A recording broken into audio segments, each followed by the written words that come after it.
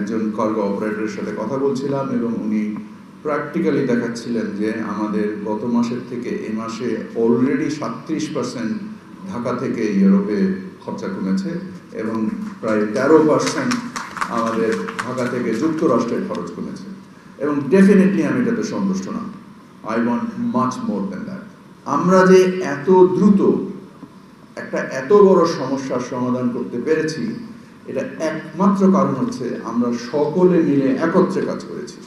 এটা কারোর একার কৃতিত্ব নয়, একমাত্র লোকের কৃতিত্ব নয়। সিভিল এভিয়েশন অসম্ভব পরিশ্রম করেছে। তারা তাদের রানওয়ে নতুন করে ইভ্যালুয়েশন করা থেকে শুরু করে বিভিন্ন রেগুলেটরি যে রিকোয়ারমেন্টগুলো আছে এগুলোর ফ্যাসিলিটেশন থেকে শুরু করে সামগ্রিকভাবে কাজ করেছে। সো আমরা শুধু আমাদের যে cost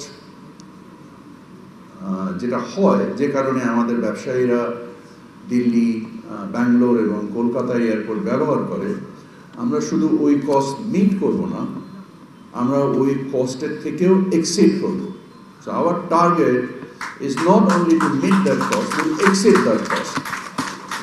And inshallah, Allah Rahmate, with all the support of all the other organs of the government, including Ministry of Energy, Minister of Civil Aviation, and I was not the responsible then for Minister of Civil Aviation when I was exploring all this opportunity as to how we can become more competitive. And I have got supports from every organs of the government relevant to this.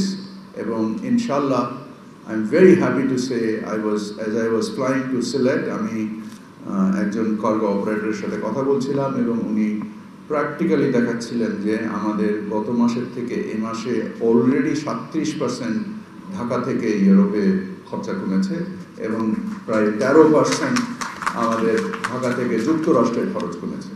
এবং definitely আমি এটাতে সন্তুষ্ট না। I want much more than that. And inshallah we will achieve it with your support. আমি কৃতজ্ঞতা জানাই আমাদের মেক্সিকোর মাননীয় রাষ্ট্রদূতের কাছে, কারণ উনি আজকে যে ফ্রেটার প্লেনটা এখান থেকে যাবে এটা একটা মেক্সিকান ওন কোম্পানি। এটাকে ফ্যাসিলিটেশনের জন্য ওনার ব্যক্তিগত উদ্যোগ, উৎসাহ, আগ্রহ, এই যে সামগ্রিকভাবে যে আমরা একত্রে কাজ করলে আমরা যে এত দ্রুত একটা এত বড় সমস্যার সমাধান করতে পেরেছি, এটা একমাত্র কারণ হচ্ছে আমরা সকলে মিলে একত্রে কাজ করেছি। এটা কারোর একার কৃতিত্ব নয়, একমাত্র লোকের কৃতিত্ব নয়। সিভিল এভিয়েশন অসম্ভব পরিশ্রম করেছে। তারা তাদের রানওয়ে নতুন করে ইভ্যালুয়েশন করা থেকে শুরু করে বিভিন্ন রেগুলেটরি যে রিকোয়ারমেন্টগুলো আছে এগুলোর ফ্যাসিলিটেশন থেকে শুরু করে সামগ্রিকভাবে কাজ করেছে। সো আমি সকলের কাছে কৃতজ্ঞ এই অর্জনের জন্য। এবং সিলেটের জন্য এটা একটা ঐতিহাসিক দিন, কারণ স্বাধীনতার পরে আজকেই প্রথম ঢাকার বাইরে প্রথম একটা আন্তর্জাতিক ফ্রেট কার্গো চালু হচ্ছে সিলেট থেকে। সো সিলেটের জন্য একটা অসম্ভব সুন্দর একটা দিন, একটা নতুন ইতিহাস তৈরি হলো আজকে। So I am very very grateful to be part of this great history. At the same time আমি মনে করি যে আমাদের বিগত ফ্যাসিস্ট সরকার যে আমি বলি উৎপাদনশীলভাবে ক্রিমিনালাইজেশন করে যেত, দুর্বৃত্তায়ন করেছে, যে দুর্বৃত্তায়নের ফলে আমরা মানসিকভাবে অনেক ক্ষেত্রে সাবঅর্ডিনেটেড হয়ে গিয়েছি। আমাদের চিন্তার জগৎ, চেতনার জগৎ, সকল কিছুতেই আমরা একটা সাবঅর্ডিনেটেড চিন্তা ভাবনার মধ্যে এসেছি, যার ফলে আমাদের নিজস্ব সৃষ্টিশীলতা, আমাদের কার্যক্ষমতা, আমরা এই যে সামগ্রিকভাবে একত্রিত হয়ে এটা যে অর্জন করতে পারলাম, যে একটা ট্রান্সশিপমেন্ট বন্ধ হয়ে যাওয়ার পরে আমাদের যে শুধু সক্ষমতা বৃদ্ধি না, আমাদের কম্প্যাটিটিভনেস যে আমরা বাড়িয়েছি। এই ক্ষেত্রে ইবিবি বলেন, সিভিল এভিয়েশন বলেন, মিনিস্ট্রি অফ এভিয়েশনস বলেন। অফকোর্স সাবসিকুয়েন্টলি যে ঘটনাটা ঘটলো সেটা হচ্ছে যে স্যার আমাকে ডেকে বললে যে তুমি এখন থেকে সিভিল এভিয়েশনের দায়িত্ব পালন করবে। So I was not expecting this to happen, but of course ওনার নির্দেশ আমার জন্য শিরোধার্য, কারণ আমি নিজেকে অসম্ভব ভাগ্যবান মনে করি যে ওনার নির্দেশনায় কাজ করতে পারি। ওনার কাছে যখন কোনো সমস্যা নিয়ে আমরা যাই ওনার সরল সমাধান দেখে মানে আমি আমার ভাষা নেই, আমি ভাগ্যবান, আমি প্রকৃতভাবে ভাগ্যবান যে আমার জীবনে এরকম একজন মানুষের সাথে কাজ করার সৌভাগ্য আল্লাহ তাআলা আমাকে দিয়েছেন। আল্লাহর কাছে এই জন্য আমি হাজার কোটি শুকর করি।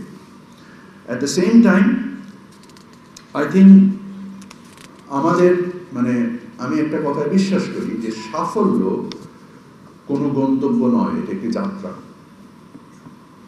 Success is not a destination, it's a journey.